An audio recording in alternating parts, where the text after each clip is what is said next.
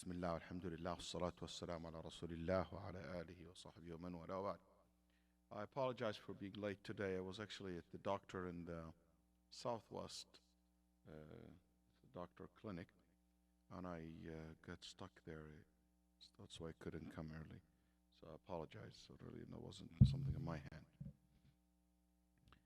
أعوذ بالله السميع العليم من الشيطان الرجيم من همزه ونفخه ونفثه واصبر نفسك مع الذين يدعون ربهم بالغداة والعشي يريدون وجهه ولا تعد عيناك عنهم تريد زينة الحياة الدنيا ولا تطع من أغفلنا قلبه عن ذكرنا واتبع هواه وكان أمره فرطا وقل الحق من ربكم فمن شاء فليؤمن ومن شاء فليكفر إنا أعتدنا للظالمين نارا أحاط بهم سرادقها وإن يستغيثوا يغاثوا بماء كالمهل يشوي الوجوه بئس الشراب وساءت مرتفقا. Content yourself with those who pray to their Lord morning and evening, seeking His approval, and do not let your eyes turn away from them out of desires for the attractions of this worldly life. Do not yield to those whose hearts we have made heedless of our Quran, those who follow their own low desires, those whose ways are unbridled. Say, now the truth has come from your Lord. Let those who wish to believe in it do so, and let those who wish to reject it do so. We have prepared a fire for the wrongdoers that will envelop them from all sides. If they call for a relief, they will be relieved with water like molten metal, scalding their faces. What a terrible drink, what a painful resting place. Okay. Bismillah, alhamdulillah, salatu wassalamu ala rasulillah.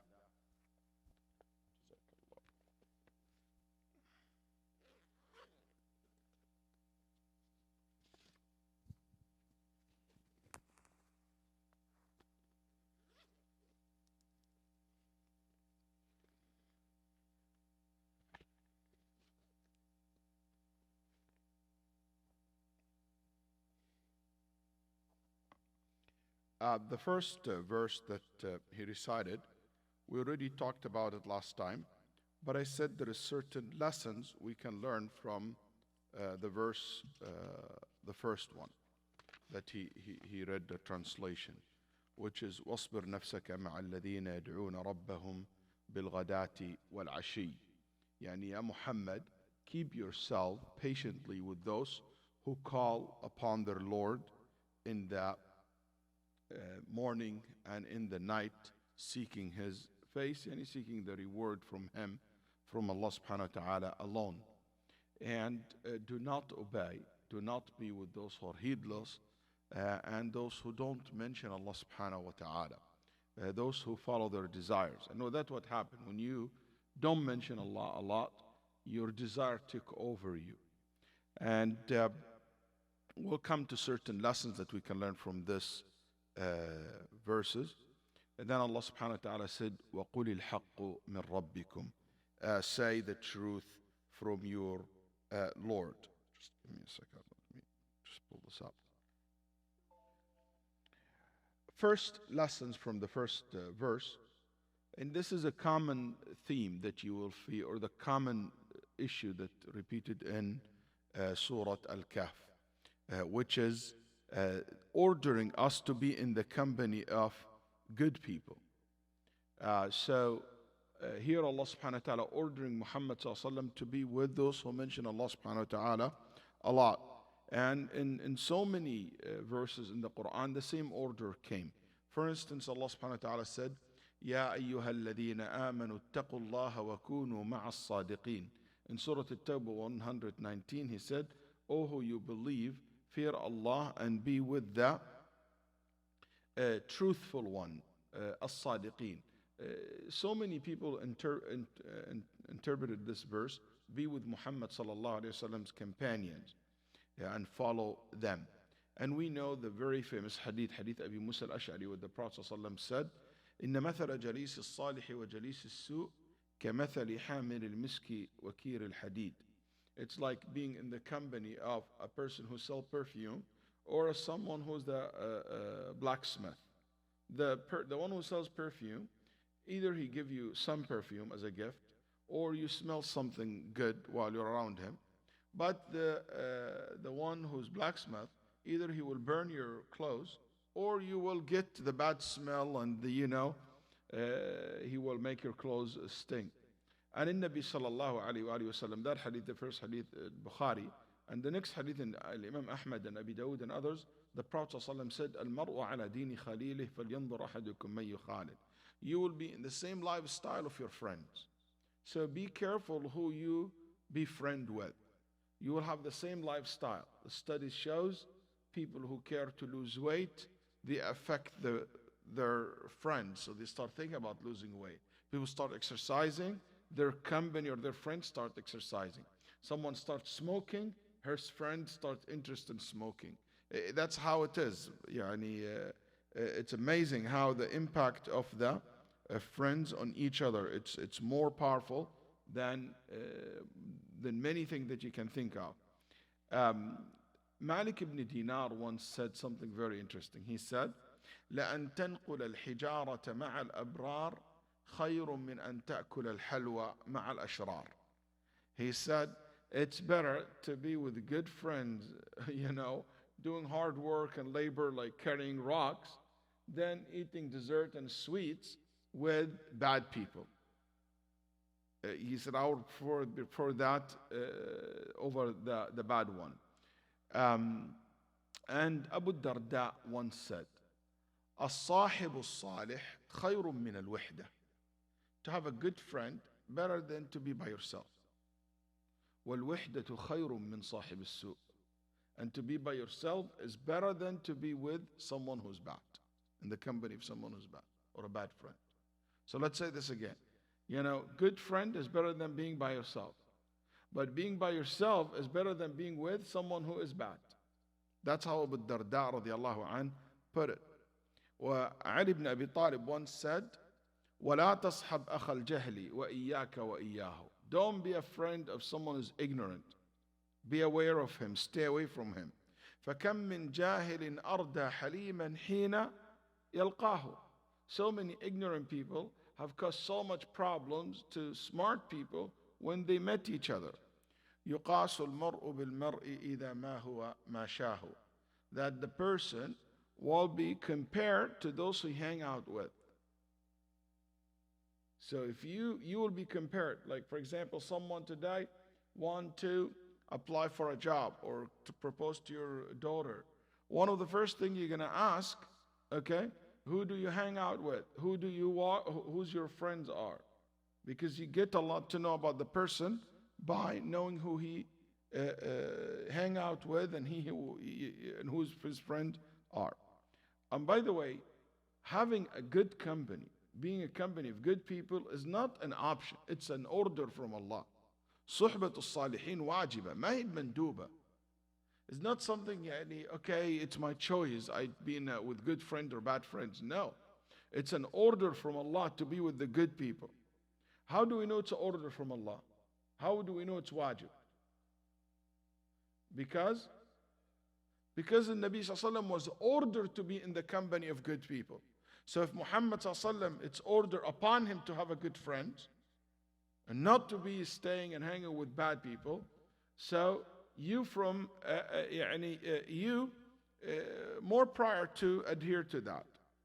What's the benefit of having good company? What if to have a good friends? Number one, they help you to do the right thing. So it's at salah time, let's go to the masjid. Hey, tomorrow it's Monday, let's fast. Hey, let's read Quran. I have an opportunity for you to give sadaqah. I can help you to do so they help you to do good deeds. Also, good friends, they help you in calamity. Do you know the story of a guy who was in a hall, and basically his doctor passed by him, and the doctor said, "How are you doing?" He said, "I'm good, but I'm in this hall." He said, "Is your heart rate okay? Can you check? Basically your heart rate, and you're fine. You're dizzy? No, I'm not. Okay, are you sweating? No. How's your palms? Are sweating? No. You have chest pain? No. So you're fine. Salaam alaikum." Then after that, his sheikh passed by, the imam passed by. And he saw him and he said, "What are you doing?" He said, "I fall in this hall." Then he said, "Did you pray Isha?" He said, "Yeah, I prayed." "Did you make dua?" I said, "I make my dua." "Make sure that you say A'udhu bi kalimatillahi tamma, because you know what can happen in this place." "Yes, I did all this, Sheikh." "Taib, salam alaikum, have a good night." And he left her. But when his friends passed by, before he said anything, his friend jumped in the hall with him to help him out. So these are the friends are ready to help you whenever you have problems in your life. إِنَّمَا الصَّدِيقُ عِنْدَ الشِّدَّةِ. In the time of hardship and calamity, true friends will be standing before you. There is a great scholar by the name of Muhammad ibn Sirin, and he was a very good friend of another great scholar, his name Shu'bah. One of the interesting things, funny things about their life, أن شعبة قضى دين محمد بن سيرين ومحمد بن سيرين قضى دين شعبة ولم يعرف بعضهم عن بعض.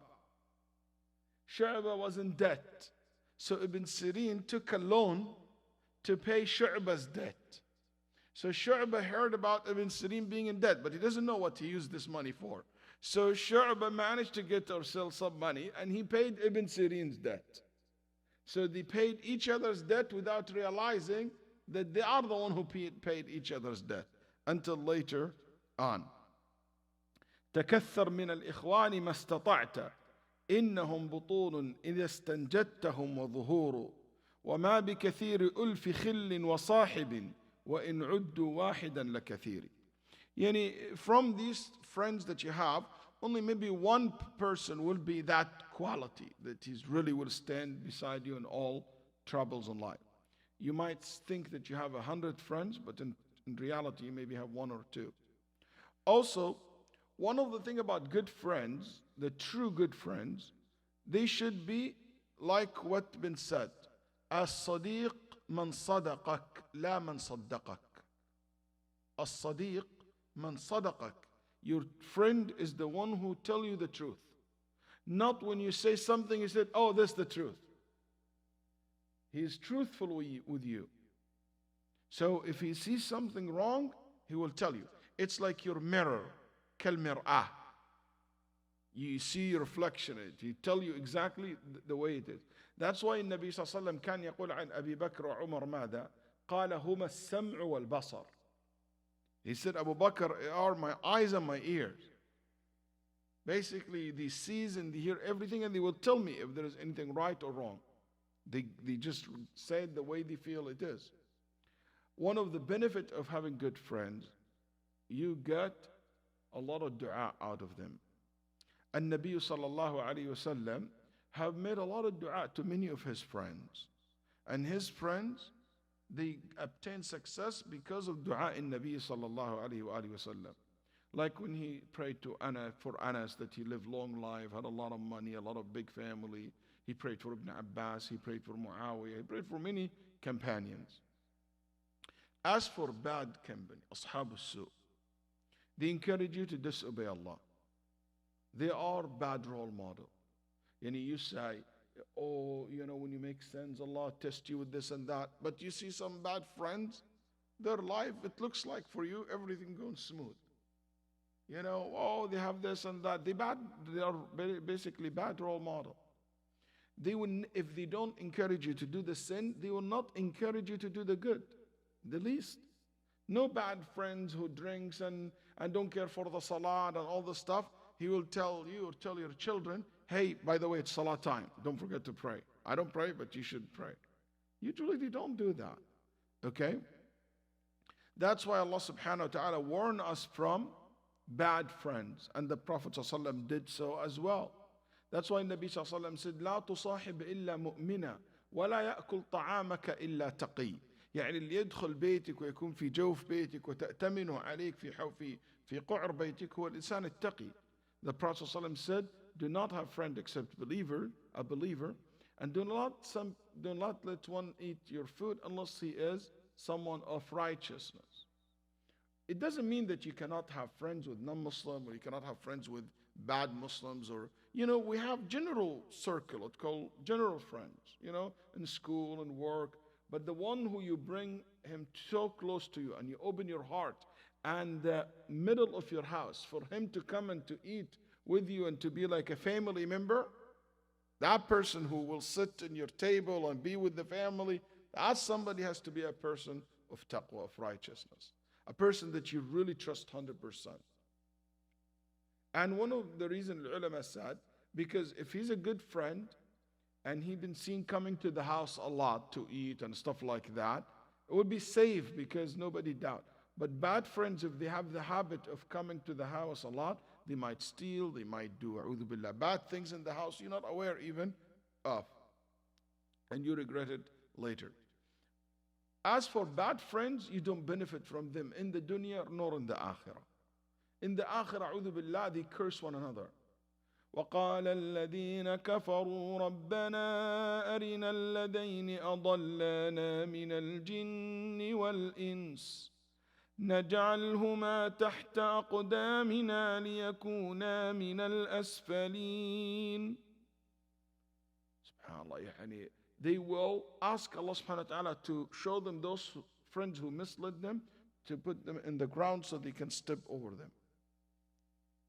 Ibn al-Jawzi rahimahullah said, I have not seen anything can harm the believer more than mixing with people who befitted to him. Because they will quickly influenced by them. And even if he is not like them 100%, then he said, even if he doesn't maybe steal like them or do bad things like what they do, fornicate like them, but he will have their attitude and his deen will go down. That's what Al-Jawzi rahimahullah said. Also, in this verse that we just read, there is a concept, it's called at-tawasi bil-haqq wa at-tawasi bil-sabr. Allah subhanahu wa ta'ala said that those who should be in the company with, those who remind each others with haqq, those who, not the verse that we just said, sorry, those who the Prophet ﷺ was ordered to be in the company with, their quality that they have tawasi, they remind each other, they inspire each other.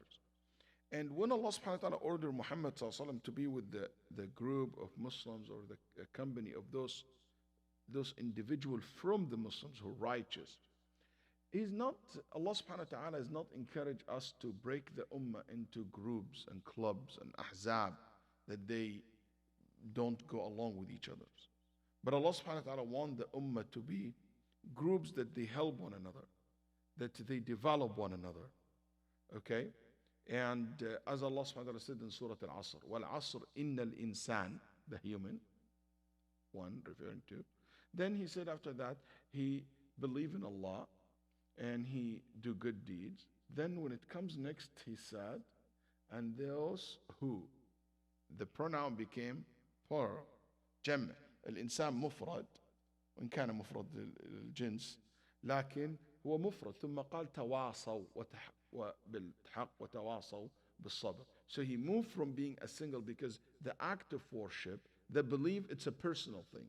But spreading goodness in the society, giving da'wah, reminding one each other, it cannot happen without being all together as a community and a society.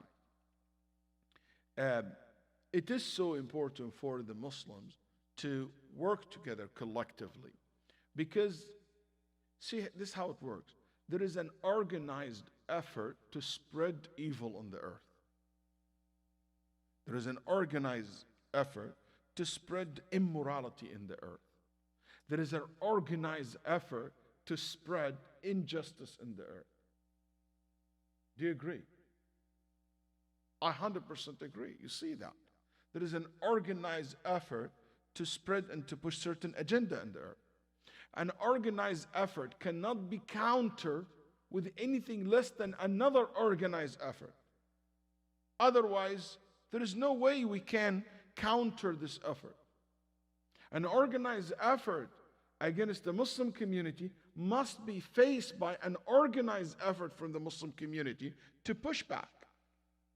An organized effort to spread immorality in our society, it has to be faced with an organized effort to push morality in the society. That's why it is so important to understand that concept. A lot of people, they don't work together. They don't want to be working together.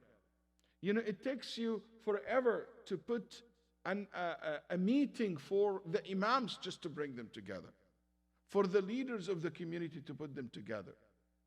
You know, it's so hard for you to bring the community act, brothers and sisters, to make them as a team to work for the society. Everybody doesn't want, just I can a little bit give you help. But nobody willing to really to commit and to put time and to put effort and to taking responsibility. And Allah subhanahu wa ta'ala told Muhammad to be part of it. He didn't tell him you by yourself do it. That's why if you look at the Prophet ﷺ companion, each and every one of them excel in one area. You put them together, you have the best team. Abu Bakr, the most soft-hearted one. Umar, the strongest one. The person who has the best of haya was Uthman radiallahu an.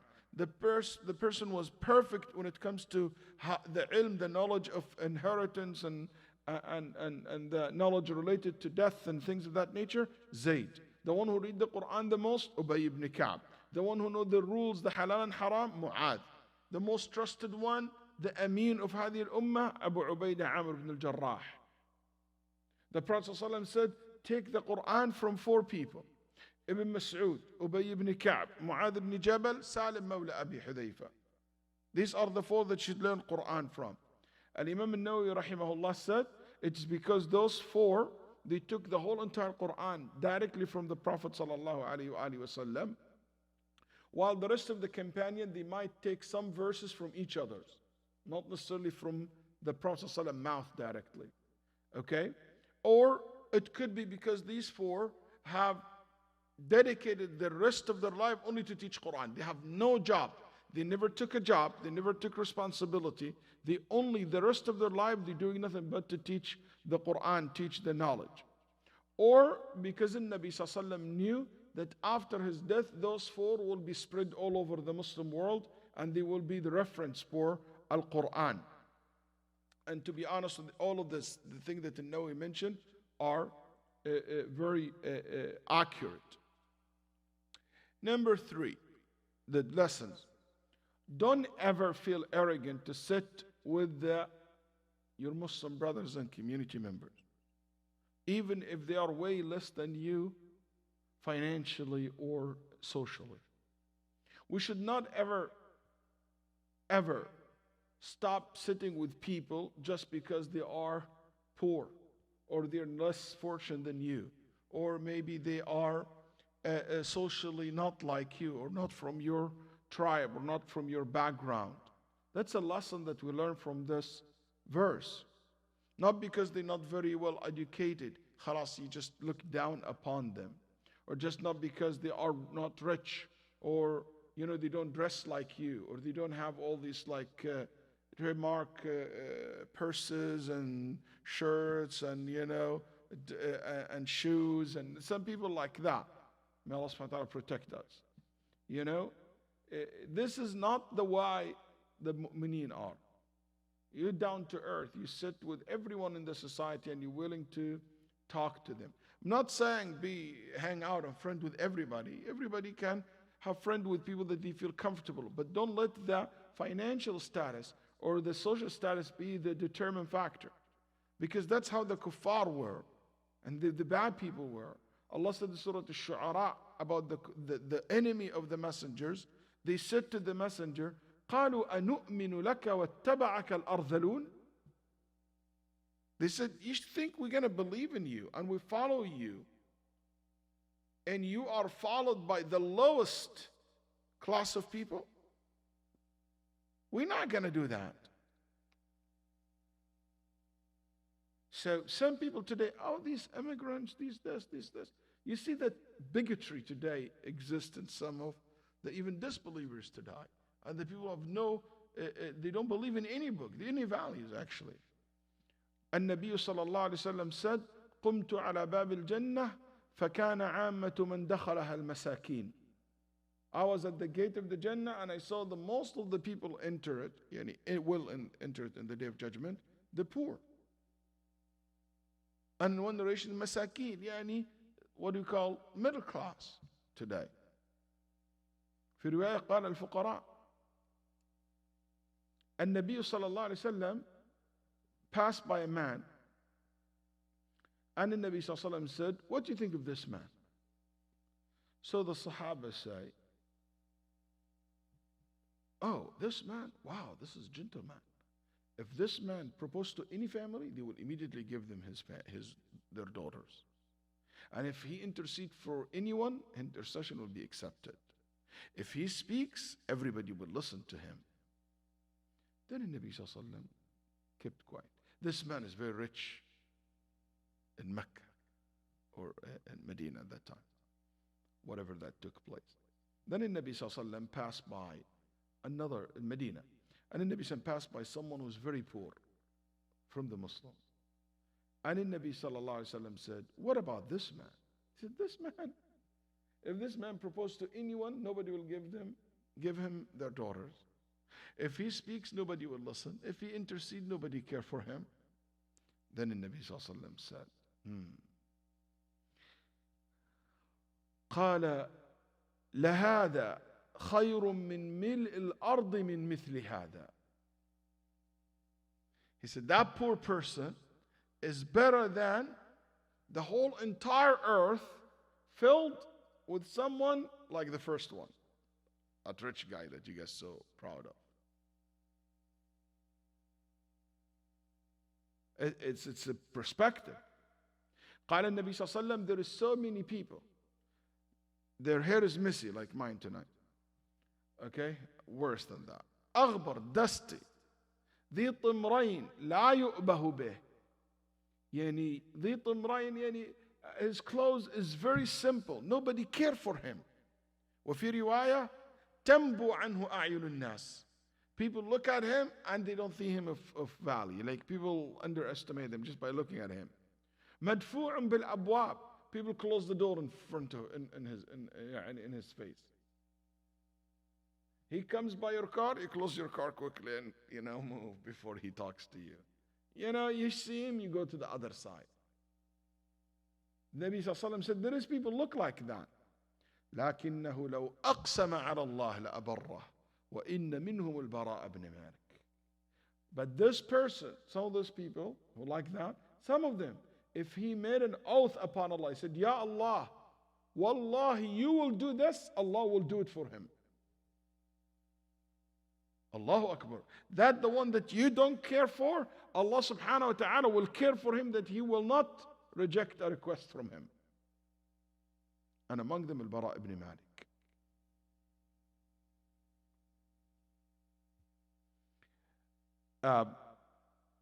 I'm saying this because today there is a problem in da'wah. We are so fascinated by other than Muslims. I go to doctor, for example, De Latif. Oh my God, he's Arab. Oh my God, he's Palestinian. He has a beard. Do you have a white guy here to ask? Like khalas, it's just because I look at someone just because his last name is this. Oh my God, Nigerian doctor, that sounds interesting too.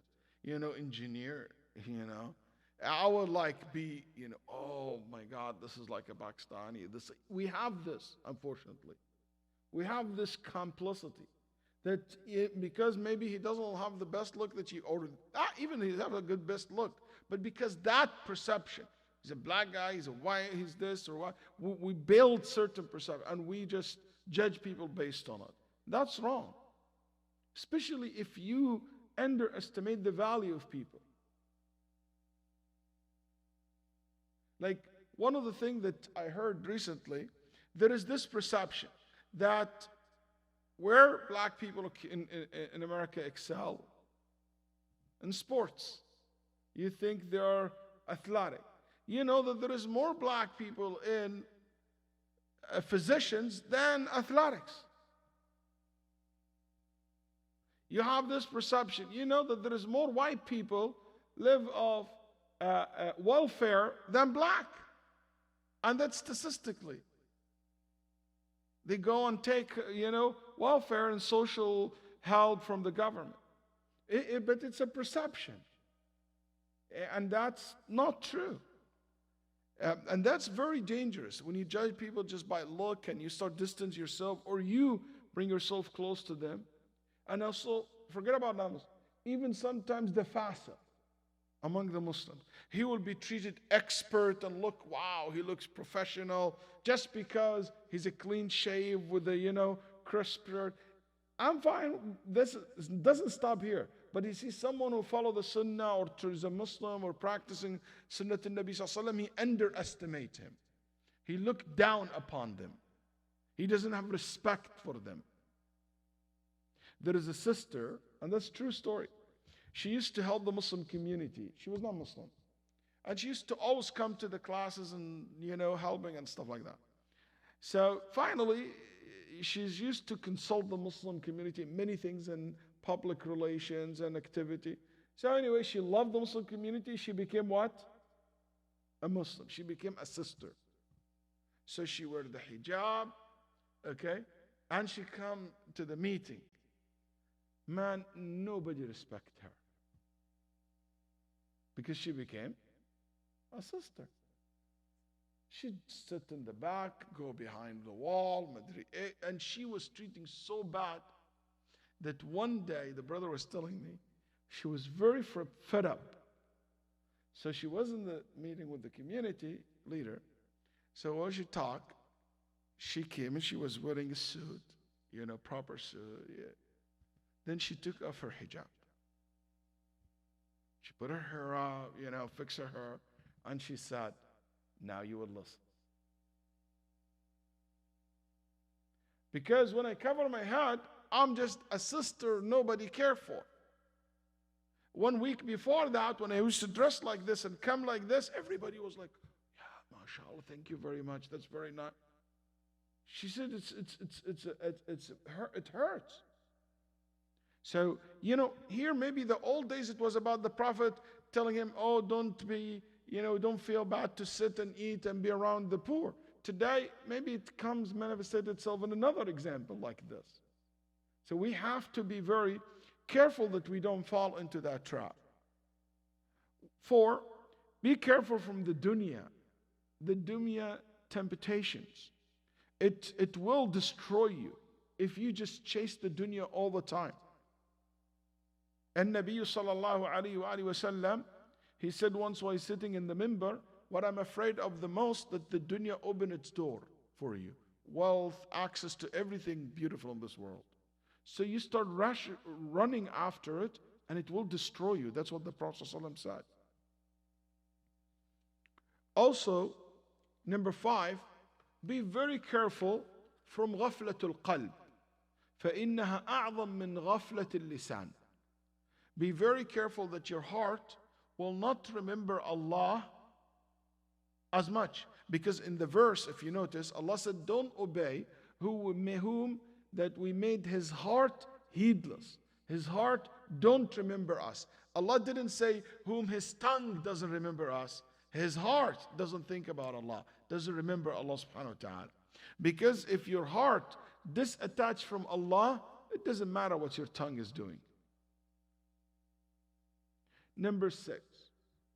When Allah subhanahu wa ta'ala said, and don't follow those who their affairs became lost, furuta, scattered all over the place. I always ask myself, is my affair scattered? I'm all over the place. I'm like following this group and that group and this way and that way. I'm trying this guy just a little bit.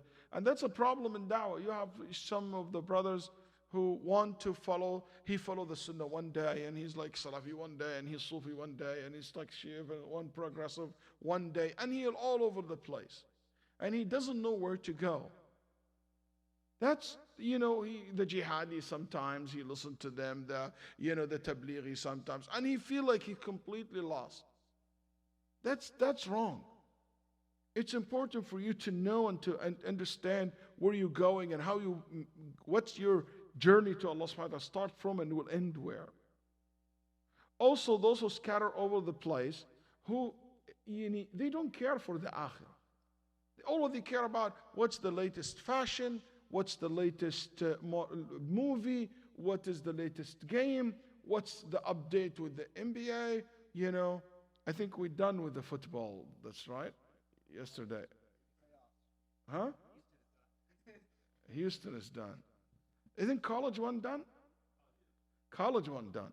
Okay, so we're going to start with the... I'm not against sports. I don't misunderstand. But what I'm against is that's all your life. إِنَّ اللَّهَ يَبْغَضُ كُلَّ عَالِمٍ بِالدُّنْيَا جَاهِلٍ بِالْآخِرَةِ. Allah hates those who only have knowledge about worldly affairs and they have no knowledge of the akhirah. It's a shame that we have shabab, we have young people, young girls, all what they know is the worldly matters. They know nothing about the akhirah. And I mean by that, nothing about the thing that will take them to the akhirah, that will benefit them in the akhirah. Number 7, be very careful. The verse telling us, do not ever follow this trap, which is, you will do something because you think I will gain benefit out of it. While maybe, but I'm 100% sure in pursuing that maybe benefit, I will cause harm. احذر المصلحة المتوهمة على حساب المفسدة المتيقنة. You chase a benefit that it is maybe. It's not 100% sure it's going to happen. Okay? But 100% you're going to cause harm to someone. Where is this from the verse? Why the Prophet ﷺ, when the kuffar told him, okay, we will sit with you, Muhammad, with a condition. Tell the believer, those Suhaib and Bilal, the weak and the poor, let them move. Don't sit with them. Have a special sitting for us. Where is the benefit? There is a benefit, which is they might what? Accept Islam. But 100% you will harm your friends. 100% you will hurt their feeling. 100% you will look like a person who do not have principles in life. That you're willing to betray your own friends and you kick them out. So that's 100% problem going to happen. This is very important lessons, not only in da'wah, but in life in general. Many times we chase something that is not 100%, we're not sure about it. But there is slim possibility. But in the process, we might cause a lot of harm to ourselves and to other people.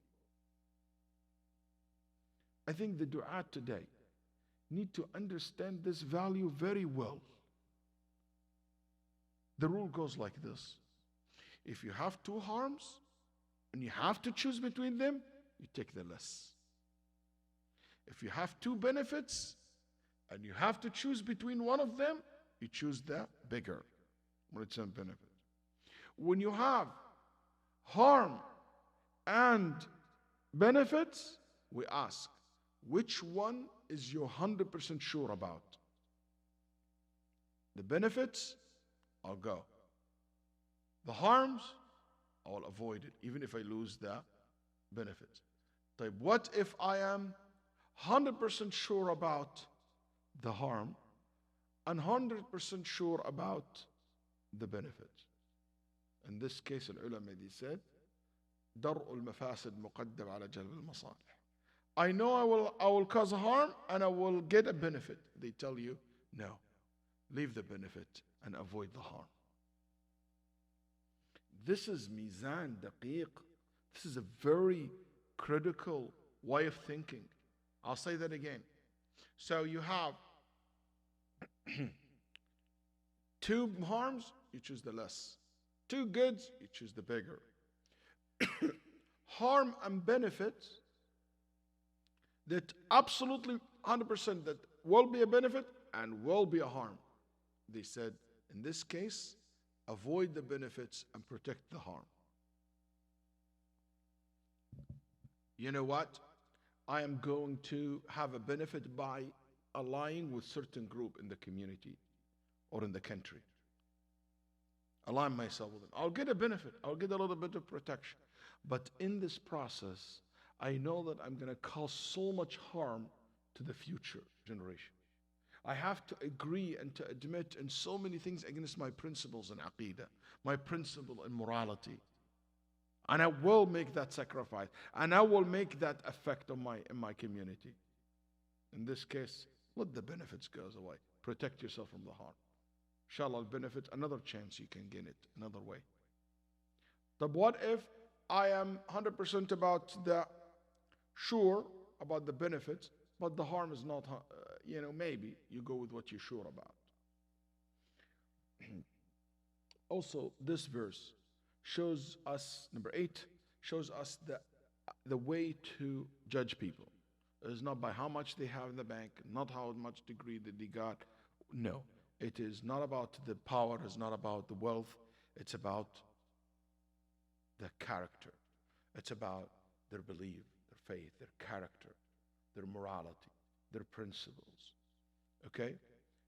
Fir'aun, he said, ونادى فرعون في قومه قال يا قوم أليس لي ملك مصر وهذه الأنهار تجري من تحتي أفلا تبصرون أم أنا خير من هذا الذي هو مهين ولا يكاد يبين. شوف الميزان. Pharaoh called out among his people and he said, "Oh my people, doesn't the kingdom of Egypt belong to me and these rivers flow beneath me? Then do you not see?" That's how he judged himself as a good person. As for Musa, or I'm not better than this one who is insignificant and hardly makes himself clear. Because he doesn't speak very well, Musa. Anyway, so number 9, you have to be patient when you're around good Muslims. When you come to classes, you have to be patient. When it's patient in life is essential for especially dealing with Muslims. You need a lot of patience. Okay, I'm sorry it's late, but just wrap it up. Number 10, in this verse, there is encourage to all of us to continuously worship Allah subhanahu wa ta'ala day and night. That's why bil ghadati wal ashi, they do this in the morning and the night, and we said before it means all the time. Number 11, yuriduna wajha, they do this for his sake. It is so important to always make sure that we are sincere in our effort, in our work. Sincerity is the key for salvation. Sincerity is the key for success. Sincerity is the key for acceptance. May Allah subhanahu wa ta'ala accept from all of us. And I will stop here. The next one, inshallah ta'ala, will be the next 4 classes, or 3 classes. It will be about Allah subhanahu wa ta'ala's, it's a reflection about some of Allah subhanahu wa ta'ala's names and attributes. Okay, and it will be given by Brother Ammar, inshallah ta'ala, because I will be overseas. So for inshallah, I will be back by February 12th. So in the next, and I highly recommend you, I make sure that this class will never stop. Wednesday halqa, and I'll make sure that you stick to the time, and you will enjoy it. I know that he has a very good, he's been preparing very hard for this coming class, inshallah ta'ala. So I hope you guys enjoyed those who are online and on site here. I'll see you inshallah when I see you. And I apologize again for being late today.